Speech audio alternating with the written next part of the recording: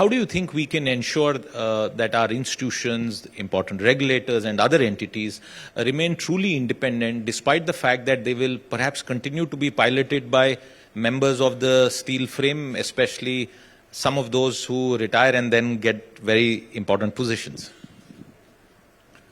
Well, let me put it this way to you. It's an important question. Who will regulate the regulators? Should there be a super regulator to regulate all regulators? It's a perennial question. The answer begins, I think, Siddharth, in something which I've mentioned per se. How do you select the regulators? I was the chairman of the committee which selected the first power regulator, to give you an example. And that also gave recommendation that each state government must have their own power regulators. Very frankly speaking, I'm quite happy to be able to confess that that purpose seems to be substantially defeated. Why?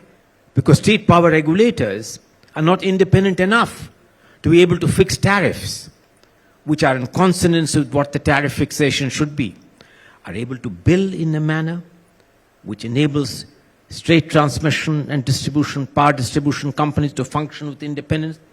It is embedded in some of the laws which need to be changed, both in the way in which the recruitment of these regulators are done and their ability to perform their functions independently, which the Act expects them to do. And to have a look at the independence of regulators is a very important issue, which I think would be an important change to bring about a better quality in the working of the civil service establishment. So you know about the RBI, and we have had some experts comment on this as well.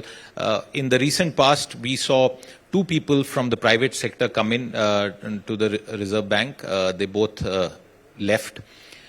Telecom regulator, the pharma regulator, the aviation regulator, all of them are retired IS officers. Why does this continue? Why doesn't that get open to lateral entry or private sector recruitment? Well, very frankly speaking, let me tell you, we have begun for the first time,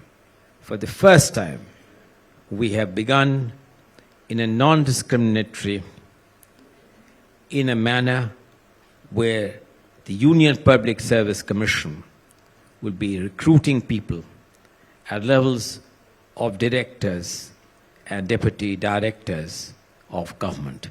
Let me ask you a question, that do you believe that the examples where private sector people came to occupy the space of being the governor of the central bank was a fundamental roaring success?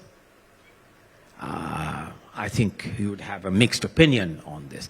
And there were only one that I remember. The other one was an insider, if I remember. No need to take names. There was only one. And part of the reason why, I think it was because you do need to have an understanding of the working and intricacies of the system in which you work. After all over the world, if you ask me, the governors are appointed both for their domain knowledge, but also for an understanding that you have to work in a system and in a framework. You are part of the framework. The idea of having a completely independent governor of a central bank or a governor of the Reserve Bank or a Federal Reserve is alien even to the more advanced economies. How many would want to agree that the Fed chief, for instance, is appointed only for his domain understanding, and that the Treasury Secretary in the presidential office has no say? None. How many would believe that the governor of the Bank of England is appointed? How many would believe that the Basel norms are being applied by people who are completely people only with domain experts, without knowing the variations in the development of economies of East European country, of the European central banks? I do believe that whereas the best talent and best domain talent must be selected, you need to have a fair amount of understanding of the working of the system as a whole, of which he remains and must remain an integral part.